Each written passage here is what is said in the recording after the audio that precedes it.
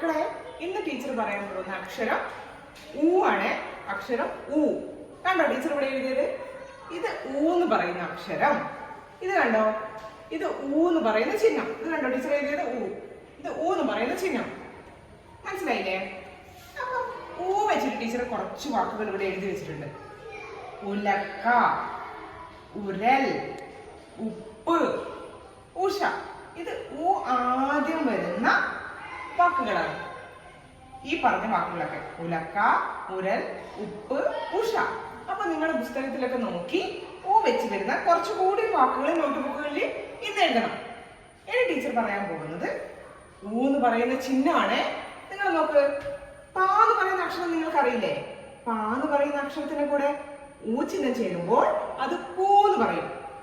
കാ എന്ന് പറയുന്ന അക്ഷരത്തിന്റെ കൂടെ ഊ ചിഹ്നം ചേരുമ്പോൾ അതിനെ നമ്മൾ കൂ എന്ന് പറയും. ചാ എന്ന് പറയുന്ന അക്ഷരത്തിന്റെ കൂടെ ഊ ചിഹ്നം ചേരുമ്പോൾ ചൂ എന്ന് പറയും. അതുപോലെ മാ എന്ന് പറയുന്ന അക്ഷരത്തിന്റെ കൂടെ ഊ ചിഹ്നം ചേരുമ്പോൾ എന്താ പറയാ? യെസ്, മൂന്ന് പറയും.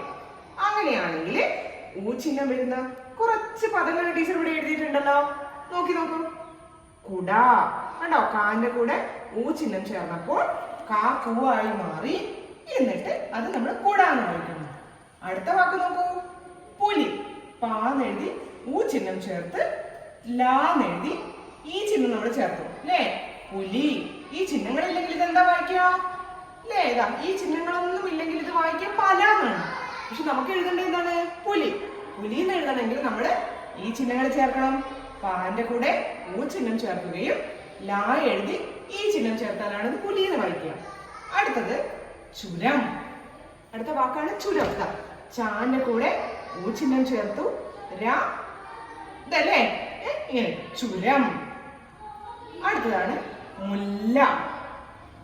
മാന്റെ കൂടെ ഊ ചിഹ്നം ചേർത്ത് ല ഇരട്ടിച്ച ലാ ചേർത്ത് മുല്ല. ഇത്രയും പദങ്ങൾ നിങ്ങൾ നോട്ടിലേക്ക് പകർത്തി എഴുതിയതിനു ശേഷം ടീച്ചർക്ക് കാണിച്ചു തരാം.